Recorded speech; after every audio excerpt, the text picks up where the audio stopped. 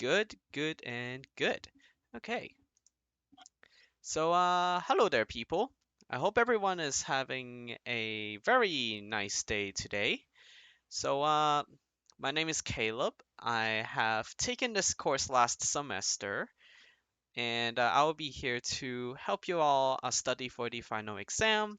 At least, I would like you all to know what you need to know for the final exam, and that would be like the second half of all the material in the course. So tonight we will be studying for COE 692, which is software design and architecture, if I remember the name. So yeah, feel free to let me know in the chat if there are any issues with maybe my volume, or if there are issues with the um, with my screen as well. Just know that latency is to be expected. So if it's a bit delayed for you, it might be a network thing. Okay, let's move on and get into the agenda of the day. So we'll be talking about microservices, a bit about why we need APIs, and how we authenticate people with JOT, or JSON Web Token. And then we will also talk a bit about passing data with XML. And finally, we will talk about containers and messaging. Okay, I think this is like pretty much the latter part of the material. If there are any additional material you want me to cover as well, feel free to let me know in the chat. Now, I will also post these slides onto the tutorial drive as well, so that you all can access it. But note that you can also access other resources created by a nice friend of mine called Jasper Cruz. And also, you can find the link to my YouTube channel for all the recordings. So for this tutorial, I'll be using a whiteboard.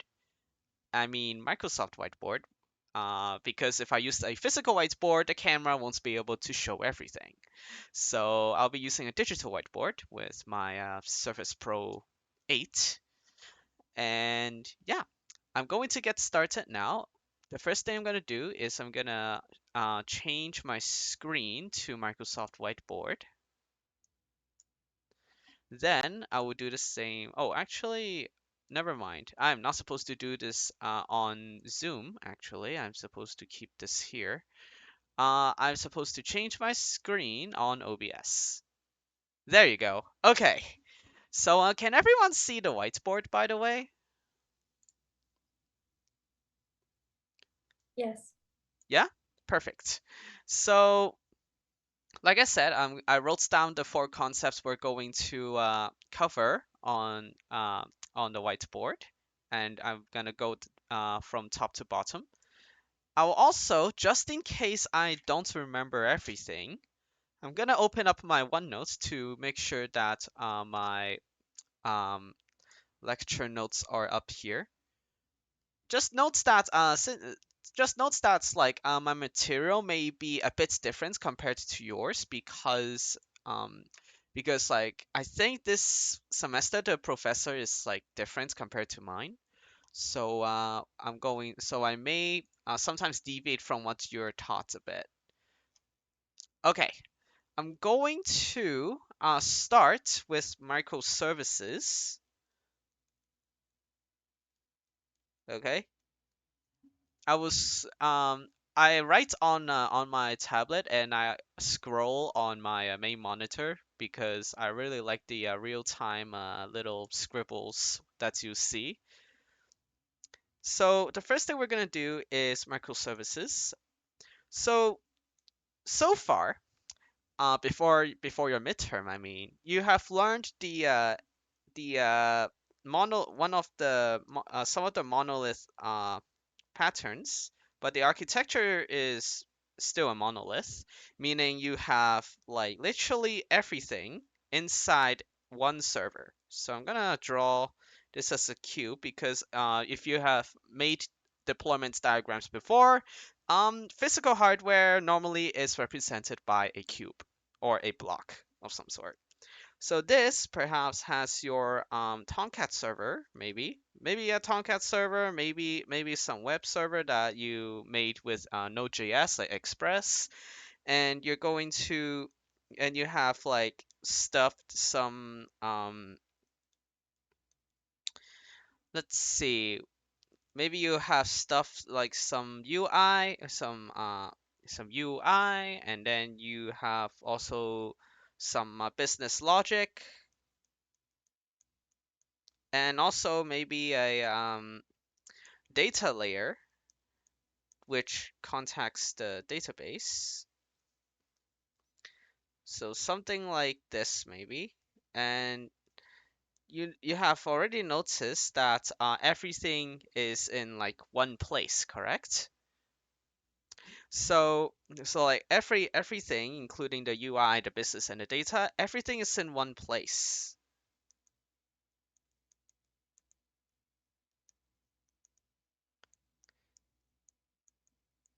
Some of the database, well, there's only like one database in there, right? So far you have learned this monolith architecture in a nutshell. Now, there are good things about the monolith architecture, especially when you're starting small. I do recommend when you're starting a new project, you start with a monolith architecture in case you're building web apps. Um, so the good thing is that it's very easy to deploy. So that means if you need to make changes, you can just make them and then you deploy the entire thing. It's very easy. Second of all, it allows data to be very consistent. Like it does get pretty much if you do it right, you have consistent data because the monolith architecture, since everything is in like one database, like all the data is in one database, you can enforce ACID with this through stuff like foreign keys and foreign relations and all that. I will leave it up to you to look at what the acronym ACID is, but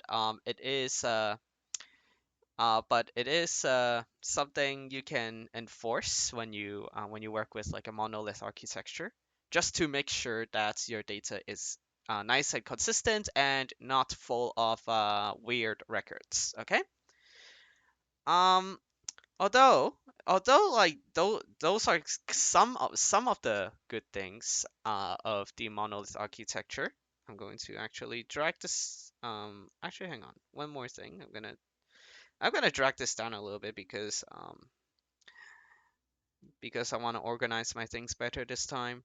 So here there are some very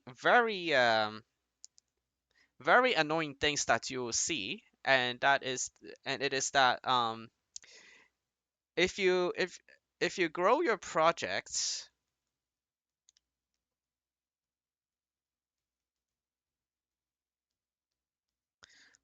your monolith gets messy, like very messy, and very hard to scale. Like, no matter how many instances, sometimes you just have that one part of your business logic that is used so much that you have to beef up your entire servers just to serve that traffic. And this happens especially when your project grows larger and larger, and it is like, it does many different things. Like it separates into different components. Um, so you basically it gets really harder to maintain on the deployment side. And even if you try to code a really large monolith project, you find that it's very hard to like add what you need because there are so many parts into the business logic. Now, another thing, uh, you may have heard of this.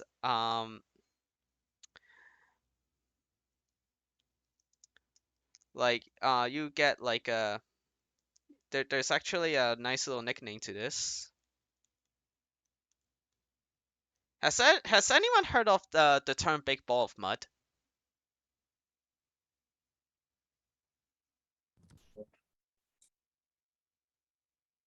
Feel free to let me know in the chat. It's okay. You don't need to use your voice. I can also maybe send in a meme or two.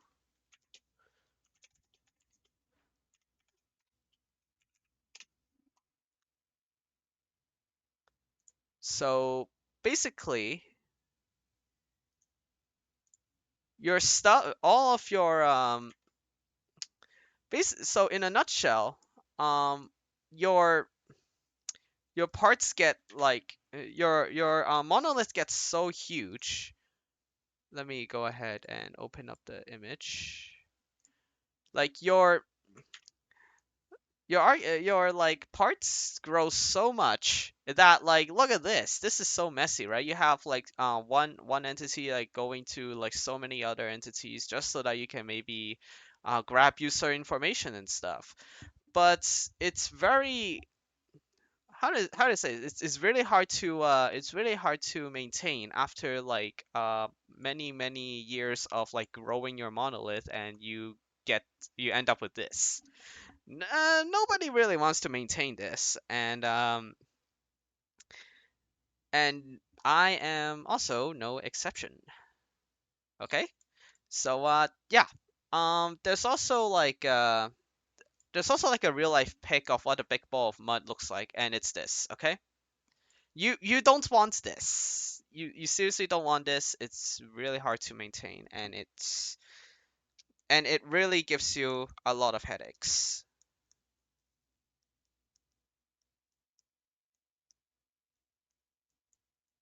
Okay,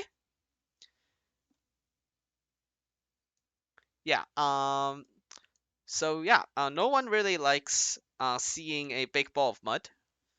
Not even me. I don't really want to develop a big ball of mud uh, as the project grows. So eventually, what you may want to do, what you should try to do is you should split your entire monolith into multiple services called microservices. Although even if there's the prefix micro on it, it doesn't have to be small. You can also have like thousands of lines of code just to like do a single thing. And I'm gonna tell you what a microservice is, okay? So basically, a microservice, what it does, I'm gonna scroll as well.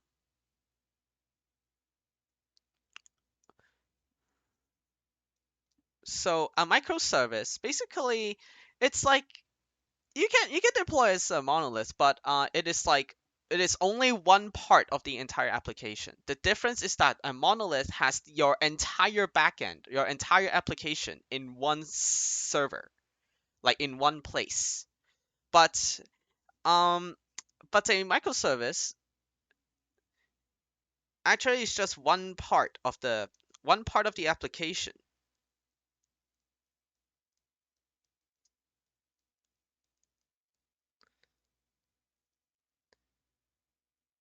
And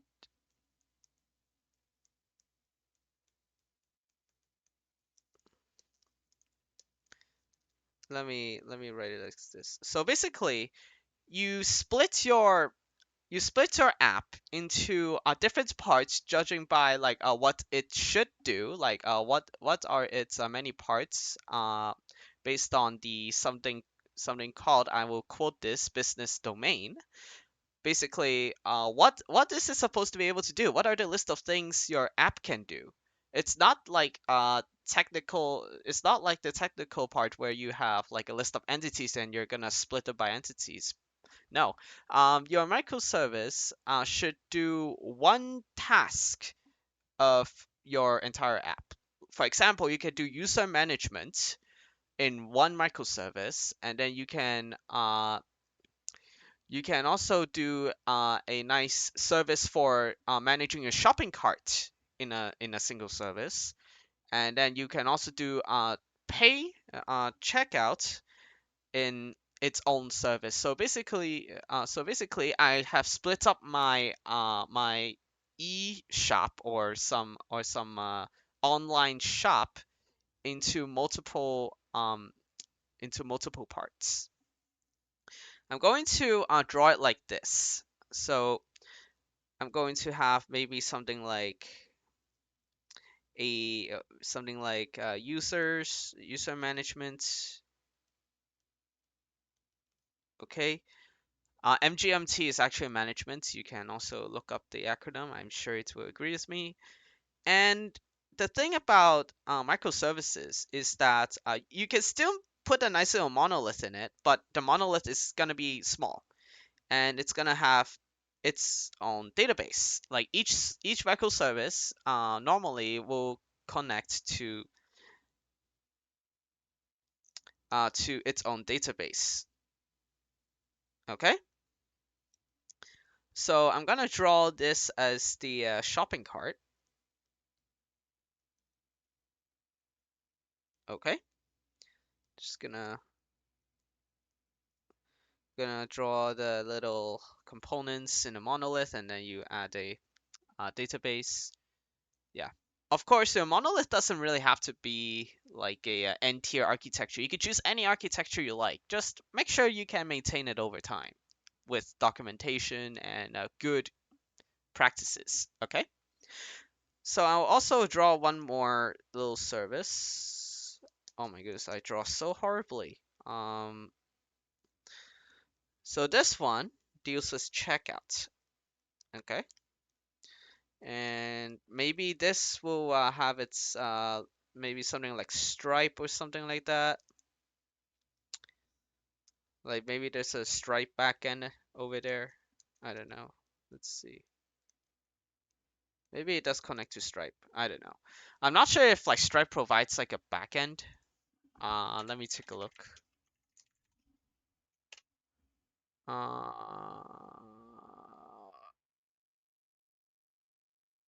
yeah, okay, yeah, there is. So yeah, it's called a Stripe app. Maybe you have a self-hosted Stripe app in there, okay? And I will let you think about how your application gets split into multiple microservices. But here's the thing. I'm going to write down what I said earlier.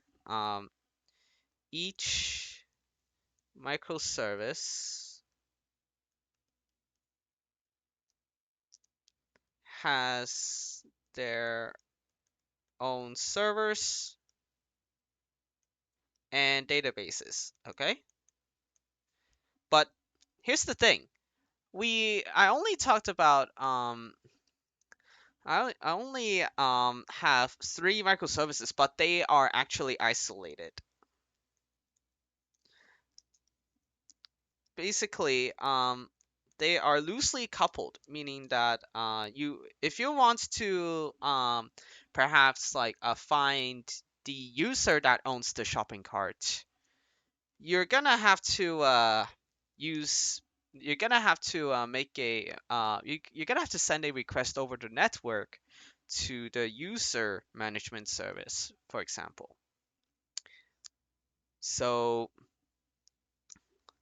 basically, you won't be able to have like let me write this in red. You won't be able to have like guaranteed data consistency, but you can try, but it's not guaranteed.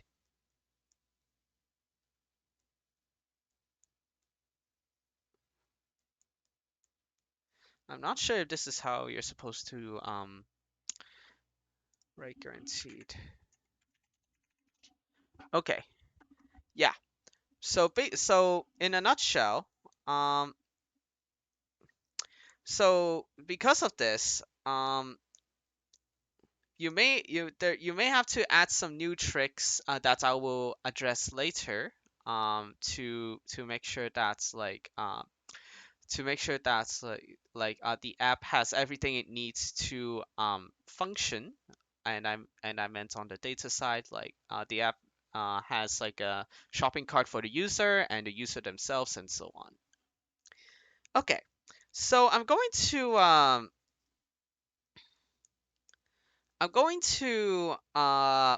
now try connecting these microservices. So there are two ways that I'm going to show you here. One is through an API. Okay, so sometimes your checkout may have so for example, your this one goes here. So this will so for example, the checkout service will communicate with the user management service to look up the user data. The And also it will grab the contents of the shopping cart through the shopping cart's API. The shopping cart is going to grab user info as well through user management's API, and also maybe request the checkout by calling the checkout services API. And as for user management, well, it will allow its API will allow like changing settings and so on, assuming that the user is authorized. Now, authorization and authentication. So, like, if you're authorized means you are permitted to do something. If you're authenticated, it means you are who you said you're, and you are who you are. Basically, like you're no faker. Okay, I'm going to uh, I'm going to like change the color of this actually. See if I can do that. Can I change the color of this?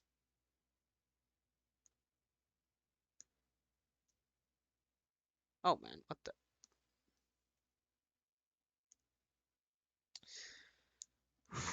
Oh man, come on.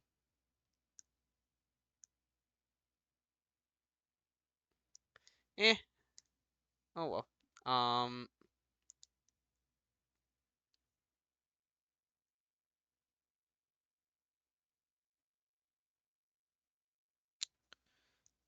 Okay. Well, I'm just gonna deal with that like the manual way then, cause like we're kind of out of time as well. But yeah.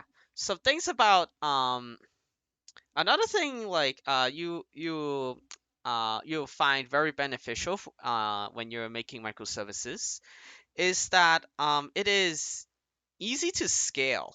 It's much easier to scale,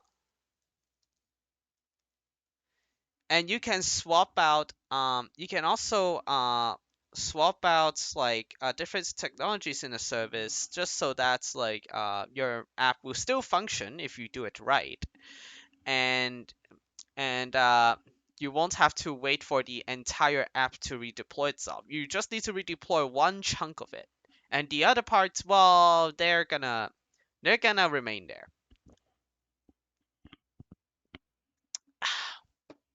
Okay.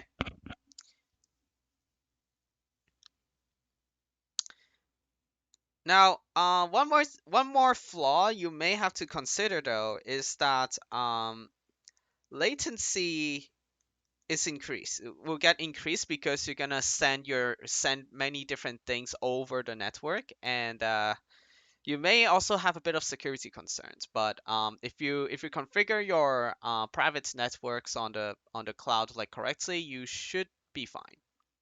N- Normally.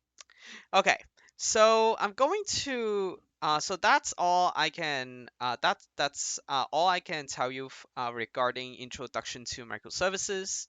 we're going to see more about how you will prepare your app for microservices in the next few parts. All right. Let me know if any questions in the chat. I will also look at what I'm about to show you next.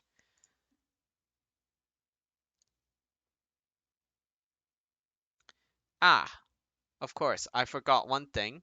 Um, basically, um,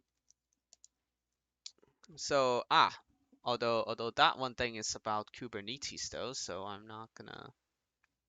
So that's gonna come a bit later. Okay. So if you all have no questions, I'm gonna move on to the next part, okay? So we have done I have introduced to you microservices. The next thing we're gonna do is I'm going to show you how like the the microservices can communicate with one another through REST APIs, okay? So I'm going to use the black pen. As said, I'm going to use the,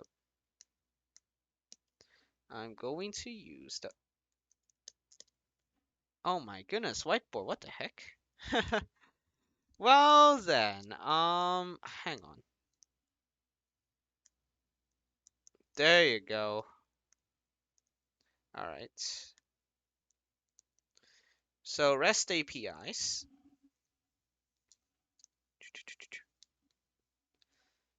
Okay. So for REST APIs, I'm gonna show you.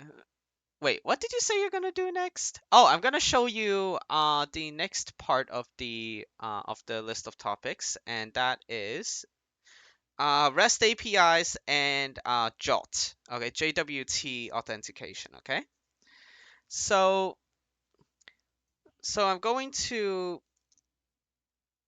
so I'm gonna show you like basically if I'm gonna use my laser pen, basically how we make this stuff. Okay, all right.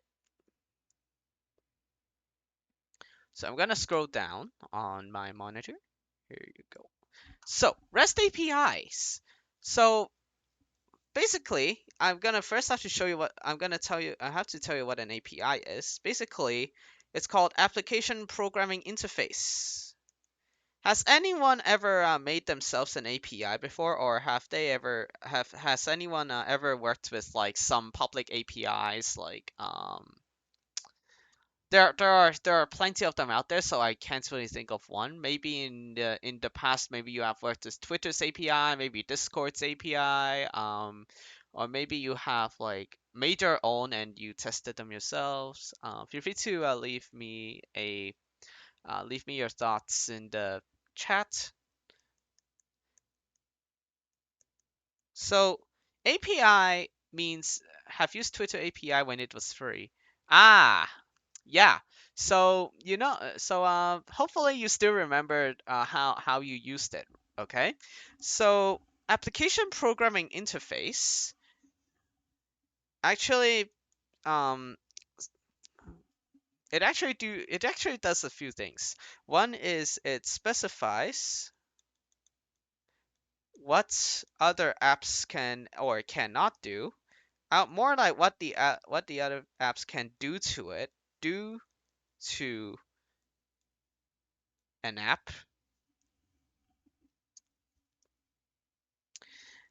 and and basically an API allows other apps to do stuff to it.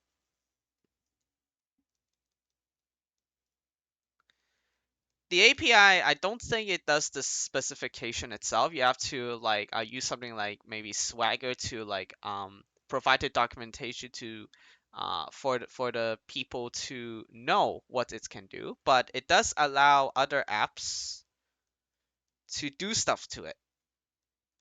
But what's the stuff?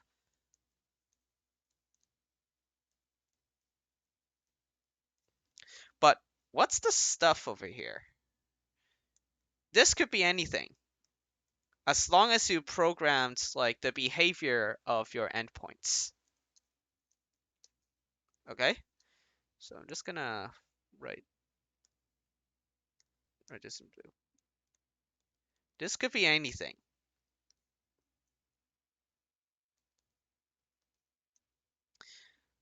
but that thing needs to be like programmed so that your app's behavior is so your app can behave as intended. Okay, so another thing is REST. What this acronym is, it means let's see, is it repres oh my goodness. Yeah, REST, I actually forgot what the acronym is, but I know ST is state transfer. Let me take a look. Representational state transfer. Okay.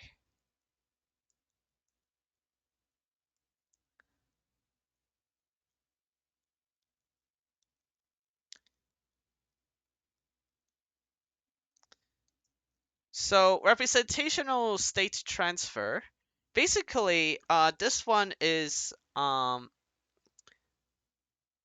basically it does specify like the conditions of like how your API should work.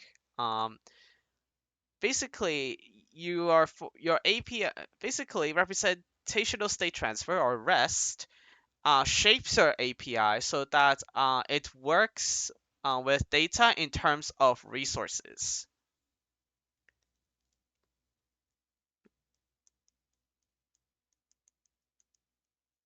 So a condition of the API that let me okay. So basically API that basically so it is a condition of the API that means that you in a nutshell you manage data in terms of resources. There is a bit more to it actually, but that is pretty much what it is in a nutshell from what I know.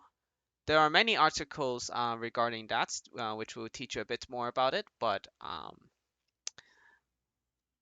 let me take a look. Representational state transfer.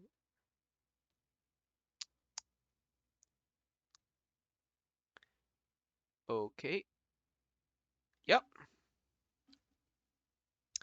Basically, when you make a request through a RESTful API, it basically what you're sending is like the state of maybe any object which we call a resource. So that's why it's called representational state transfer. You're sending like the current state of your resource to the servers, and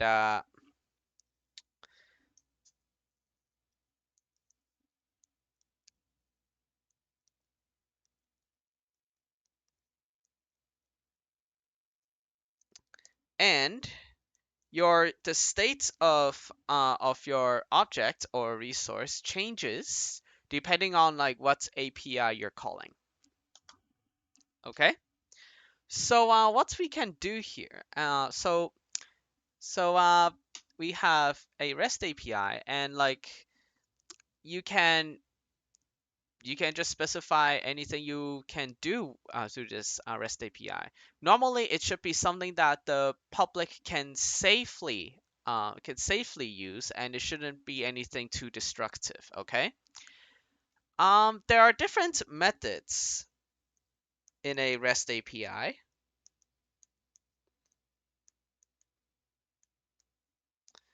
And the four most used methods are, the first is post, the second is, well, get, otherwise it won't be able to read anything and your app is rendered useless.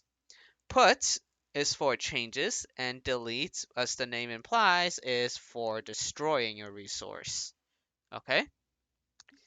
So I will start with post. Basically, you make a new resource or object.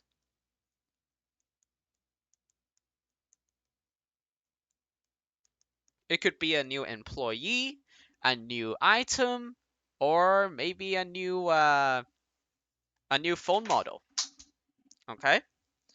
Oh my goodness. I have dropped my charging cable. Hang on. Okay, let me put this back.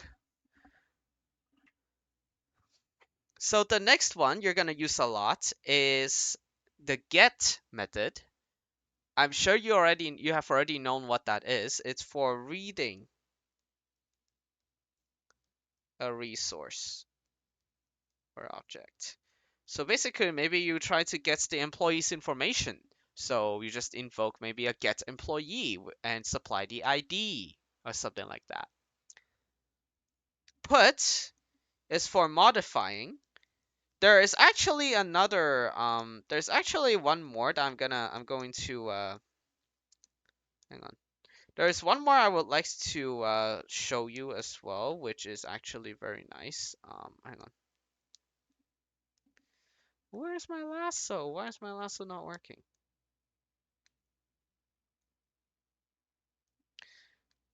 Okay. I'm going to show you one more, which is patch. Put is like modifying your entire resource. Yeah, there is a difference between put and patch. And it is like what's part of your resource or object you're trying to change. So patch is modifying parts, a part of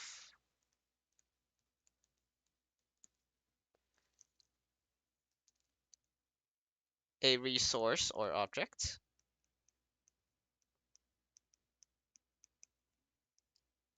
Okay. Yeah, those two have like different, those two are different in like what part of your object you're gonna change, but both are equally as useful. So depending on how you design your API, you may use one of these or even both. And finally, delete. Well, you already know what that does. And so I do not have to tell you too much about what it does, but normally it should be for deleting resources or objects. Okay, so those are the RESTful methods, or I'm going to write this as RESTful APIs. I don't really like how you have to call it RESTful, but it is what it is. So when you create your API, keep the API methods in mind so that you don't mention anything wrong, because each method requires different data to consume, like basically different parameters or different um, how do I say? Yeah, it requires like different inputs to be consumed. So, so just make sure that you know what these methods are for, and you should be fine. And yeah, to this day, RESTful APIs are still used quite a lot, and it's good that you all know what they do. Okay, there's not much I can cover with only just talking about RESTful API methods. So I'll also show you a way to authenticate yourself, and that is JOT.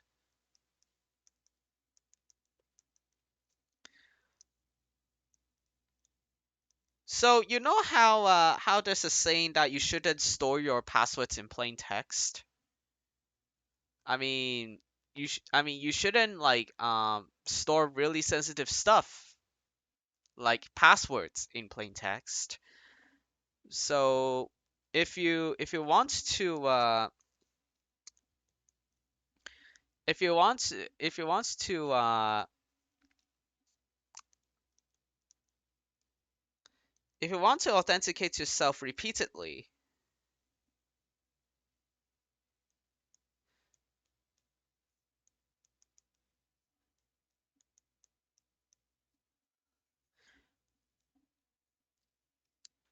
you can use a JSON Web Token, or JWT for short. Oh man, hang on. I'm going to gonna do this. So JWT is JSON Web Token. If you haven't known what JSON is JavaScript Object Notation, which is which is basically how many apps like stringify their object representations. Basically, if you have something like a list, you can like turn that into a list format using JSON. If you have worked with JSON before, especially like during especially when calling APIs and stuff, you have seen the formats before. You may have seen it before. Okay? With Now, what you could do is that you actually have to encrypt it. You have to encrypt the token,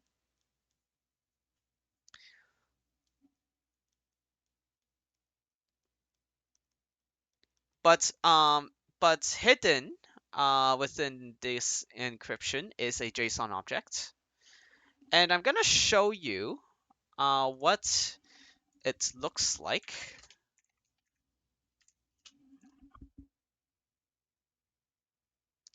Um, let me take a look at that.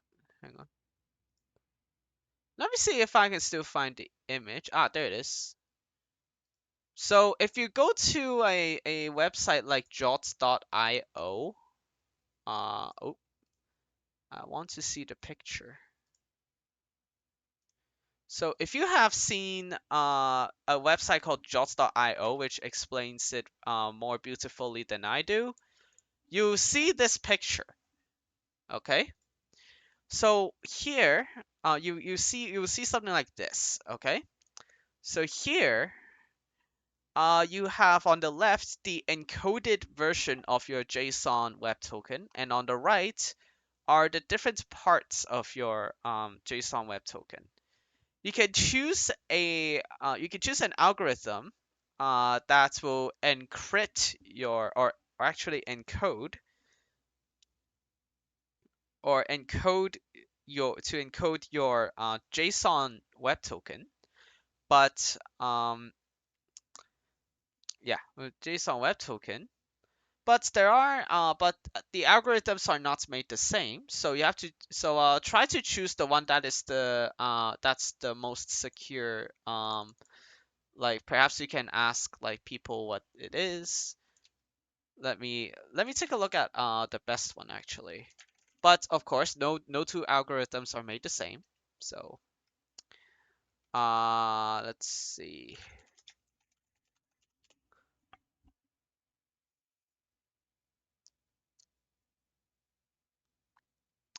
So right now, what I think you should try using, which is the latest one, is uh one called ED. Let me write this down. So as of now, there's a really neat algorithm called EDDSA, which is short for the elliptic curve digital signature algorithm. and you can you can use something, and it has a code name called ES256. You should use this one because it provides with you the best security and performance.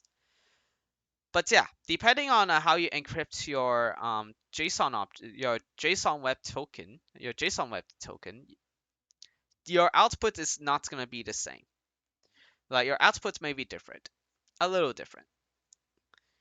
And try to keep the algorithms keep for JOT. Try to keep the algorithm the same because like what both algorithms to code will be different. Okay, so basically now with your JSON web token, you can store this. You can store the token in maybe cookies in a cookie, or if you want to use a local storage, that's fine too. But you can use something like a cookie, for example, and you read from it. So basically, you read from it when you try to sign in.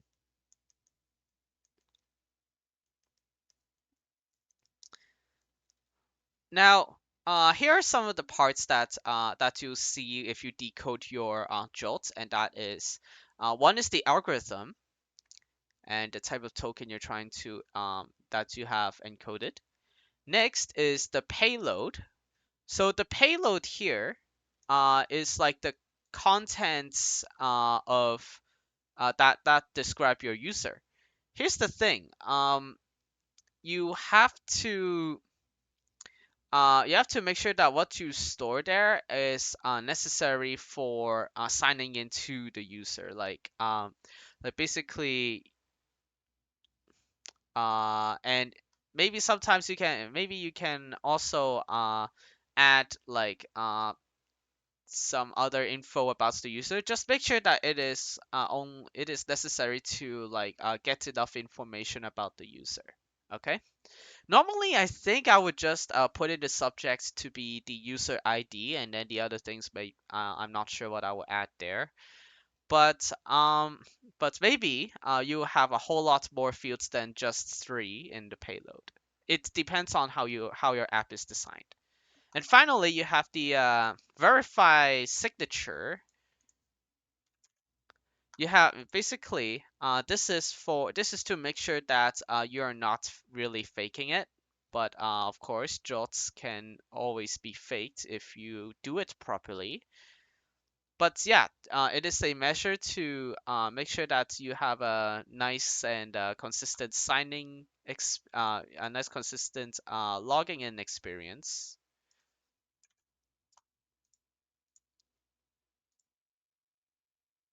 Let me make sure that like only this picture goes up. There you go. And yeah, there's not much I can tell you here. And yeah, that's pretty much covers how you work with JWT or JWT. Okay, so that's REST APIs and JWT. I hope this gives you a nice overview of why both are used very much. I'm going to I'll also add one that you can like normally when you create an API, you will have like maybe a post request that says like login. This post request basically generates you a new JOT token. And remember that it does have an expiry date as well. Like JOTs, they are supposed to expire after a certain amount of time. So feel free to maybe add something like that into the token. So let's see how JOS tokens are like. Yes, you can actually read how you can actually add one more field here, which I'm going to add, and that is expiry. So if I add something like,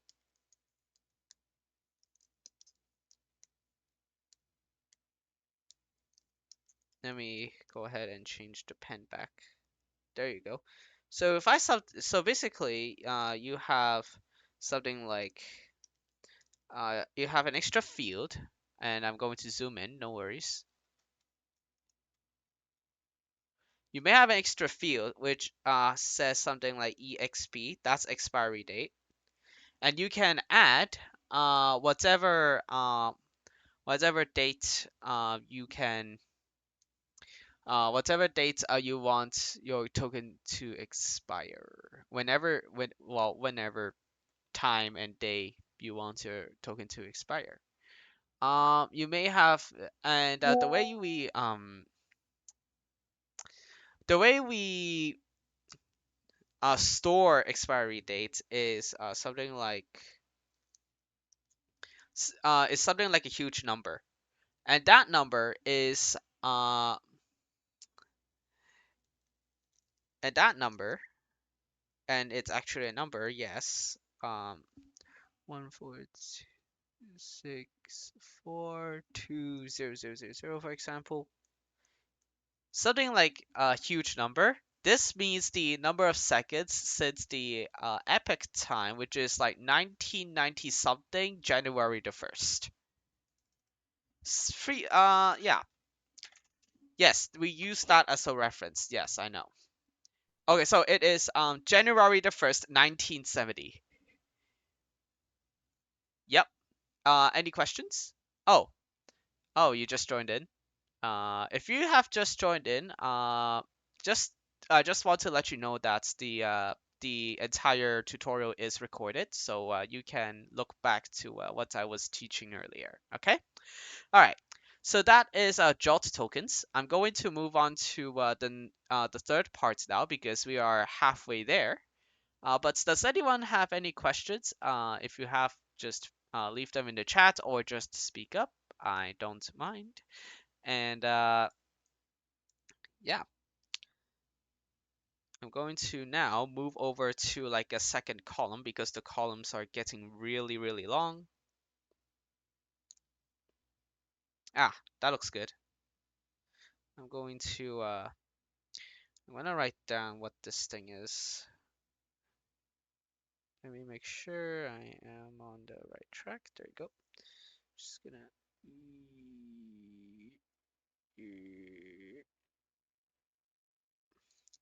gonna draw a nice little reference. And then, yeah, there you go. So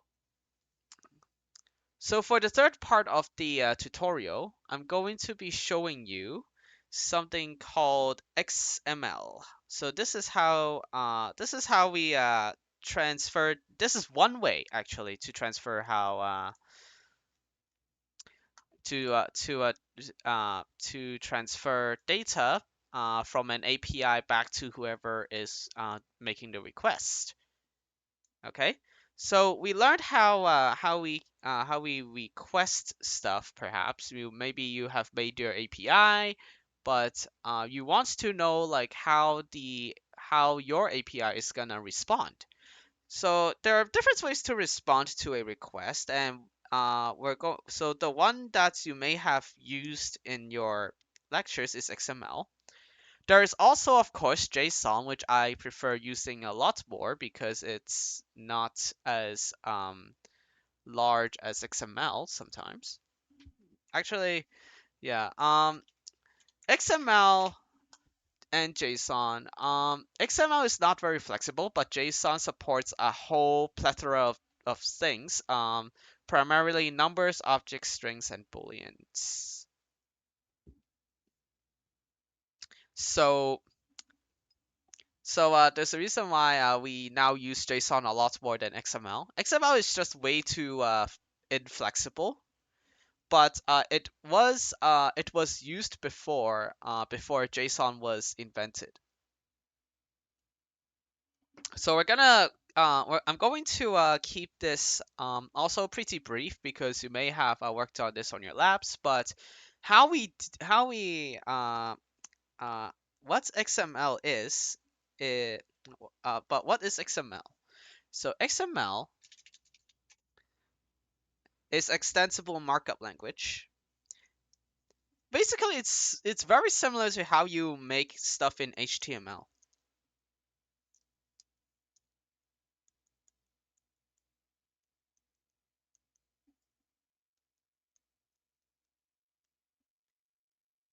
Okay, so this is extensible markup language, and how it works is that you have something called a tag. Like maybe I have a list of maybe I want to create a shopping list.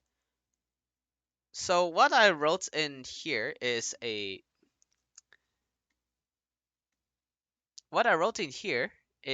tag, and inside I may have a item which is represented by shopping list item,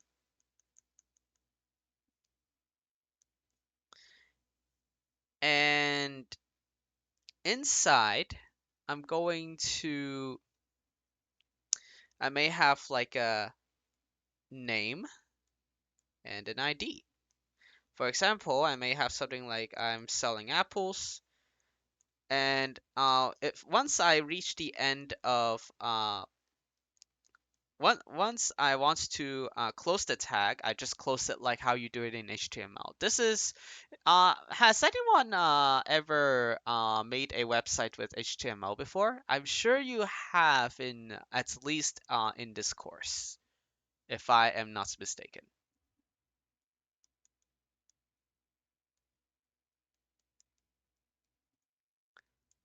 Yeah, it's for the labs. Yep. So if you have made a website with HTML, this should be a bit familiar.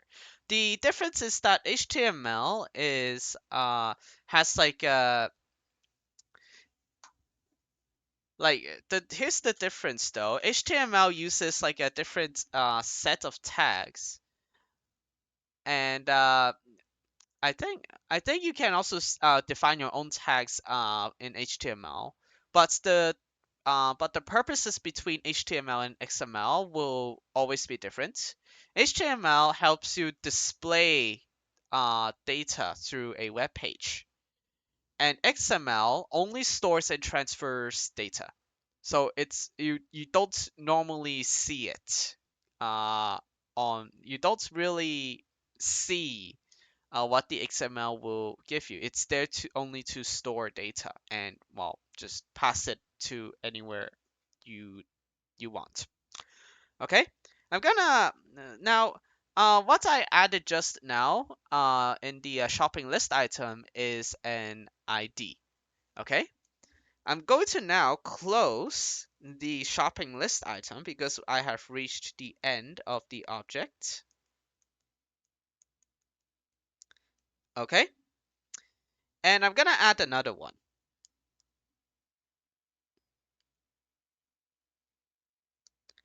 I'm just gonna copy and paste because it's really hard to just like write everything by myself here. And I'm going to change the name to something like what is it, chicken, and I'm going to give the ID of 2, for example. And you can actually define as many of these things as you want. So I'm going to put in dot dot dot, but normally you shouldn't see dot dot dot. You should see all the objects, no matter how long, and it really depends on how you filter your list. And at the end, you should close your tag with the, of course, closing tag. So this is very, very similar to HTML, and it's only used for storing and uh, transferring data.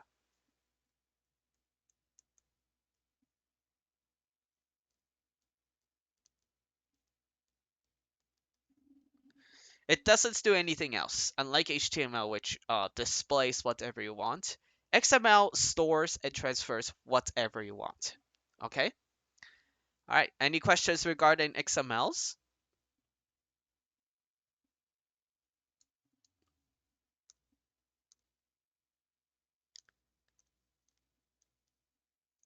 Oh, I should also make this a bit thicker.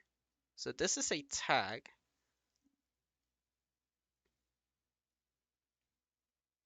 This could be an attribute.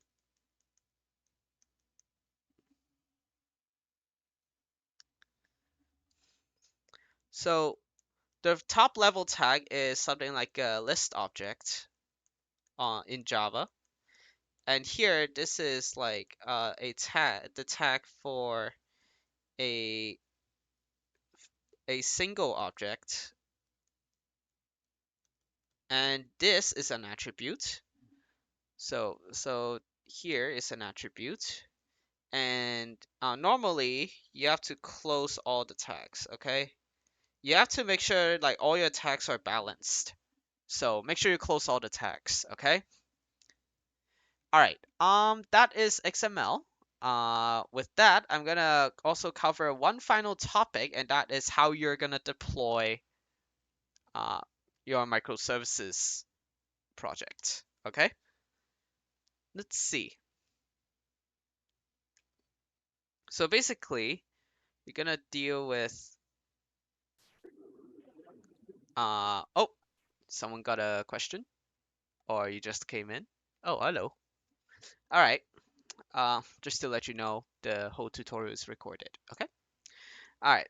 I really hope that Zoom has a pinned message feature. I'm not sure if there is one, but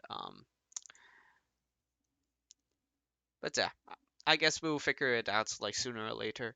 All right. So we are now at the very last part of the tutorial, and that is how we deal with containers.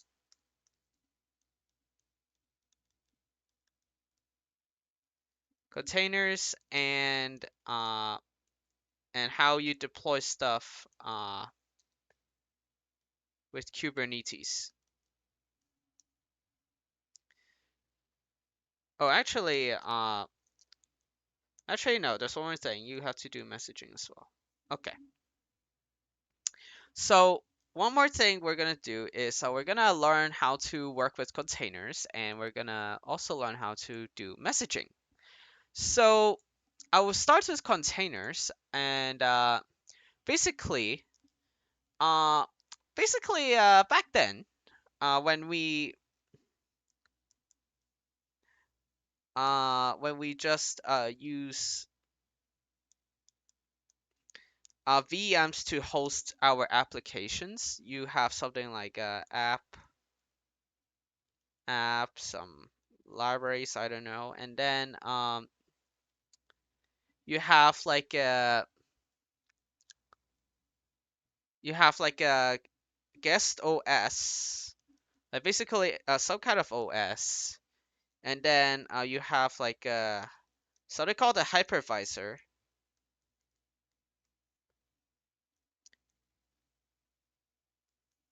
and then like all your other things,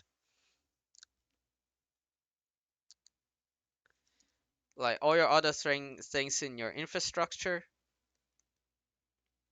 It could be like that could also include like your browser, and then you may have some other things on the cloud. I don't know.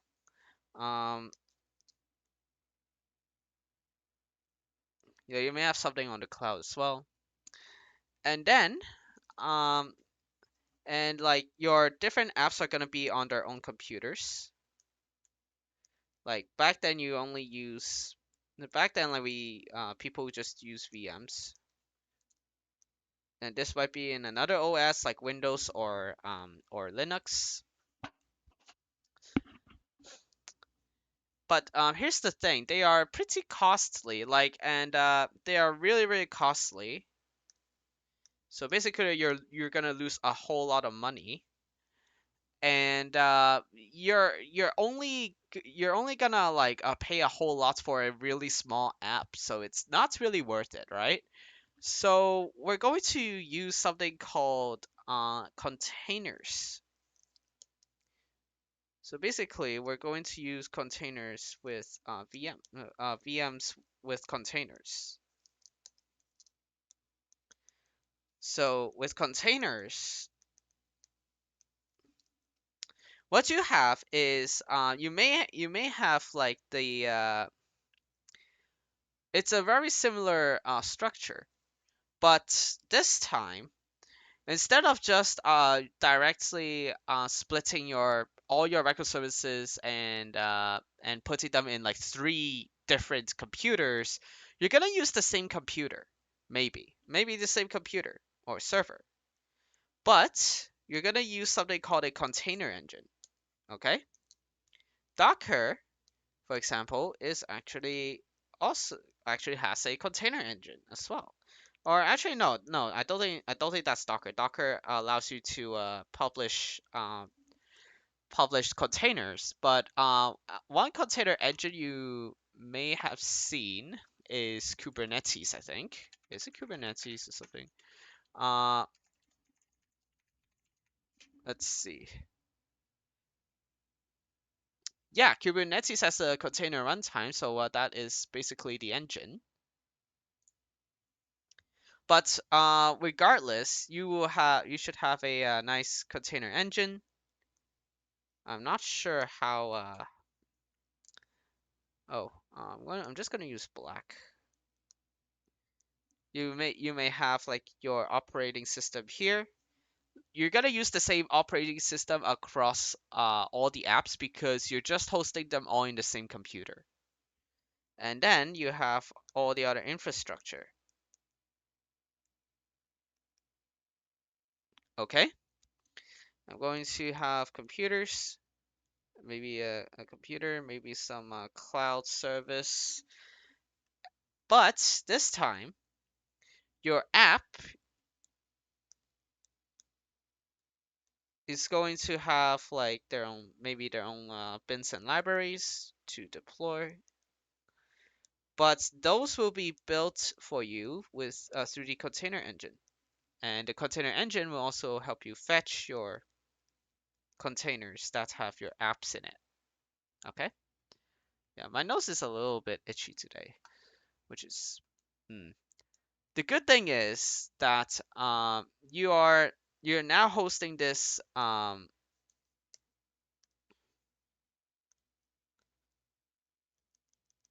on. Basically, the old way is hosting it in multiple servers, but the new way is maybe you have one server, or you may have more depending on like where you put them.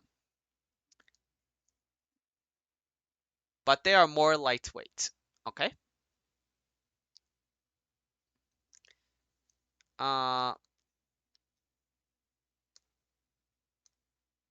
let me write this thing in another way. So this is basically you can run everywhere. You can have like maybe you can run the one in like its own server, and then you run the other app in another server, or you can just put them all in the same server, and like you can customize however you want. It's pretty cool. And basically you will have reduced cost and pretty much less headaches. The reason why you have less headaches is because you don't have to worry about the OS you're running, and uh, whether your app will be compatible, and that makes things easier. As long as your specifications are correct and there are no problems with your Docker file, for example, your app should be up and running and ready to go.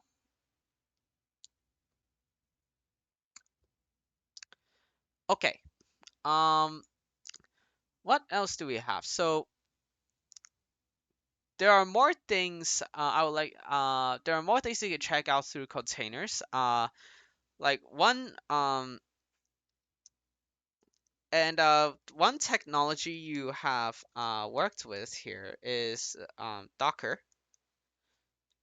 It helps you make containers. It helps you specify your what your container is gonna look like. I'm gonna scroll down now, and you have used it in your labs, if I am not wrong. But they allow you to turn your existing apps into containers.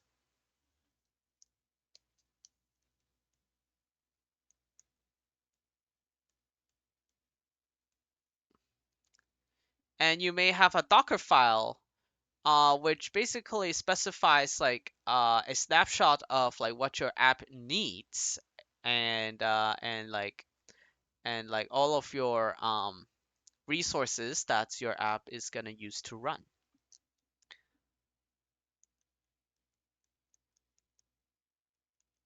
So a Docker file basically specifies, instead of apps, I would just say from your projects. This one it specifies basically it specifies like a snapshot, I think. Let me make sure that I am not wording this incorrectly. Docker file. Yeah. Basically, it specifies what commands to run.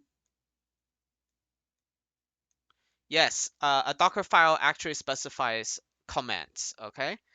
Like a whole lot of commands. What commands to run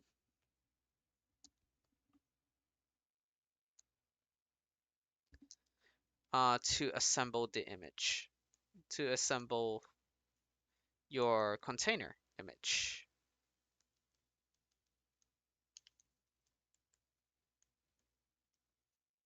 Okay?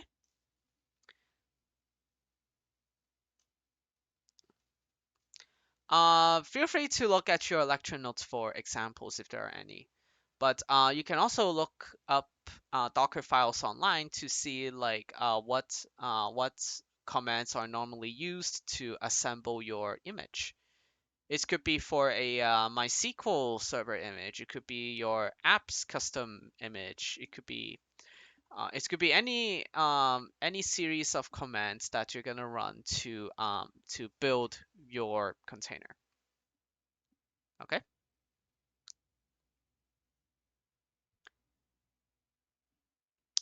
So that's Docker. And finally, one more thing is how are you going to communicate? Uh, there's also like one more thing, which is uh, within within Kubernetes, you can also send something called messages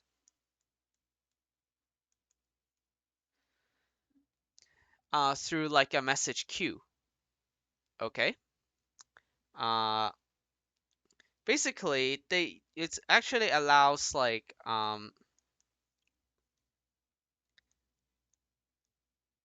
it allows like different like multiple microservices to communicate asynchronously, meaning like basically fire events.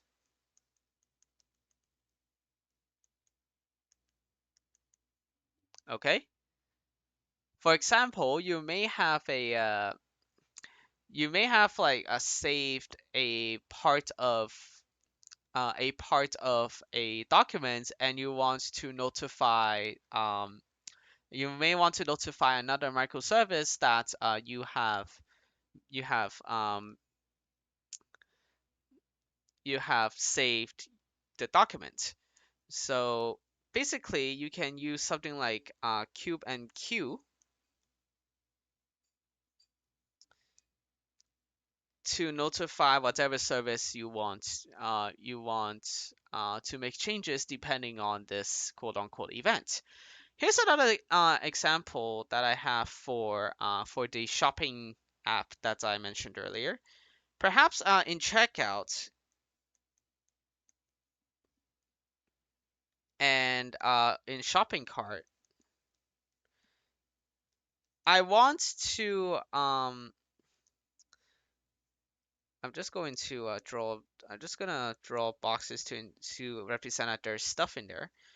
I may want to send a message that says like check that basically means the checkout is completed.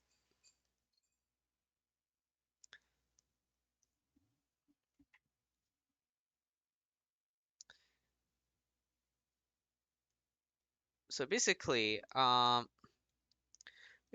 checkout is done.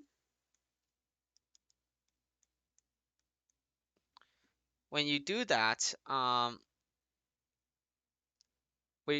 you may want to send a checkout complete message just to let the shopping carts know to empty the cart.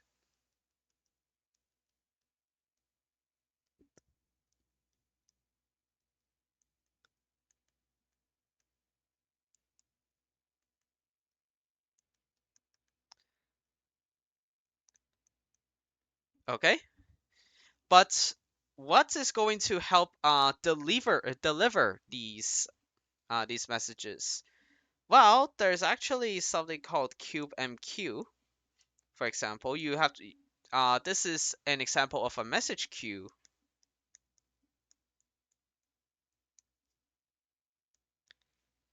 Queue. And a message queue, what it does is that it manages it manages like the transportation of messages, or basically it helps transport messages or events.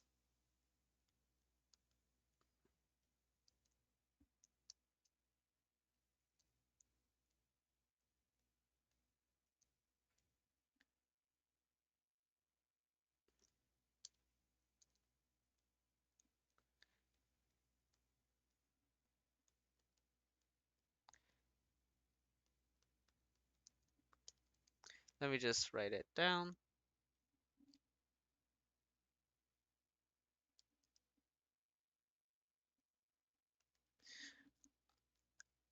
Okay. Um, Basically, you may have like you may have seen this. It's kind of like a broker. So you have something like some like message one and message two being fed. Or actually no. The messages should be the arrows.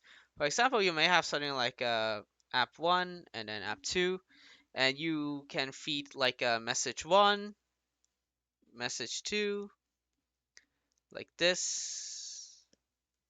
Of course, the messages could be in any order, but they will always deliver at their destination. And when they get out of the queue, you may have uh,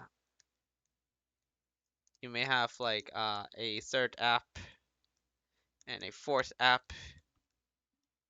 Oh my goodness, these are getting big.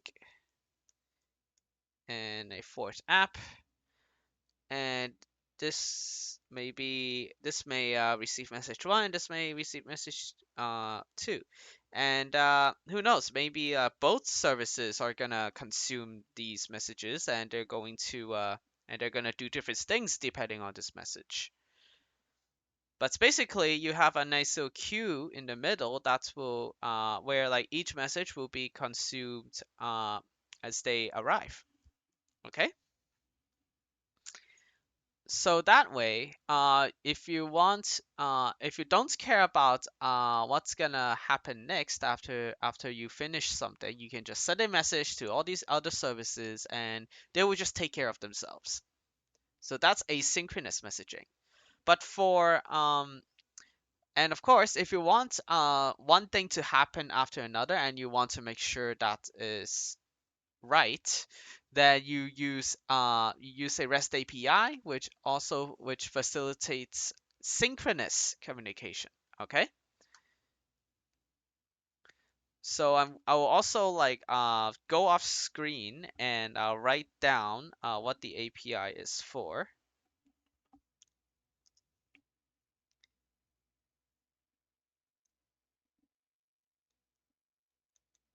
For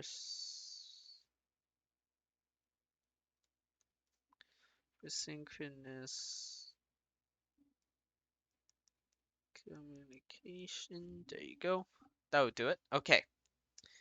So that is messaging. Is there one more? I'm actually going to show you one more thing, and that is called a stream.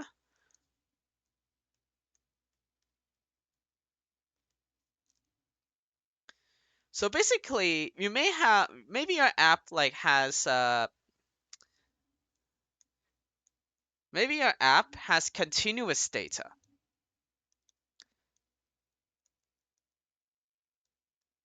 Like it has like data that is continuously being sent. For example, maybe a video frame or something. In that case, you can use the queue to create a stream from one service to another. And there's actually a let me see if there is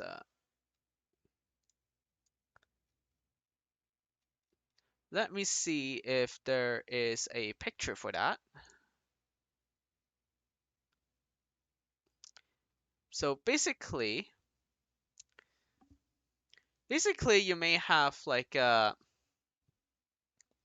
me take a look at this. Hang on.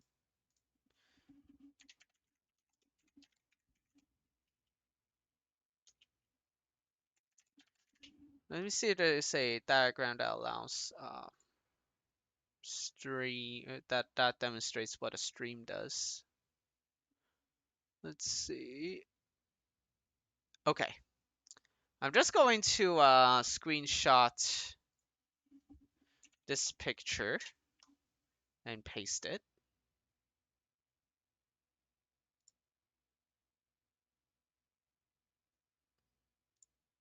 I hope you all don't mind.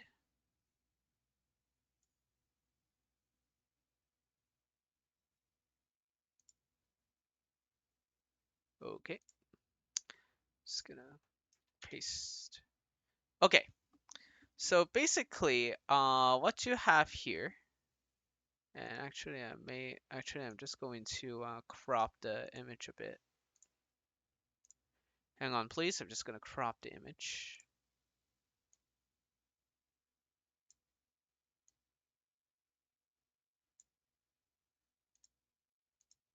There you go. So basically, what you have here is that perhaps like there's like a client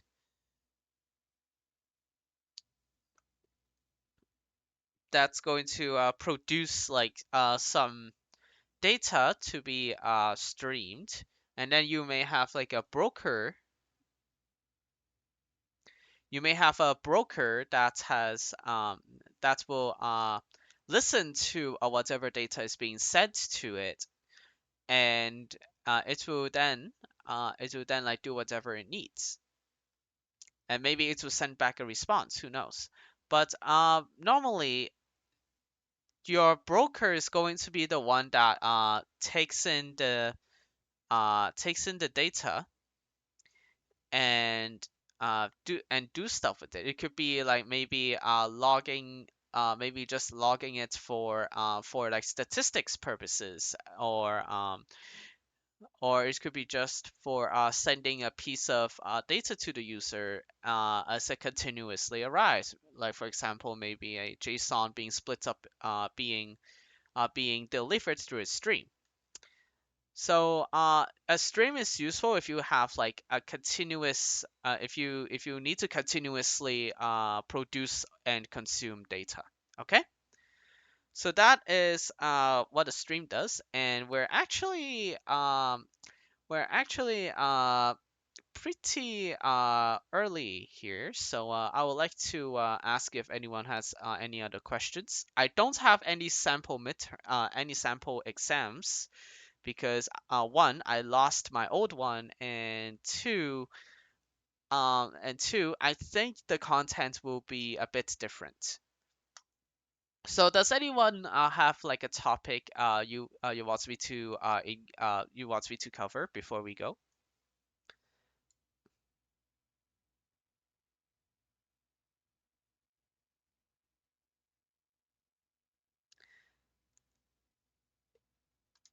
If not, I hope if not and you all may have like you all like don't really have any questions, feel free to leave the meeting because we are done now.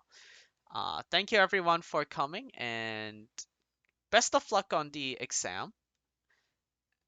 I am not going to be the one taking it though because I've already finished that in the previous semester.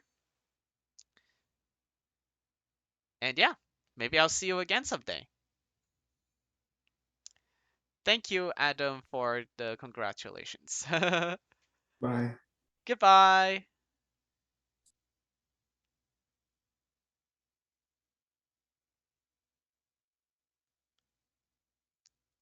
Okay, Wait, when are you, how long do you think it'll take to post a video?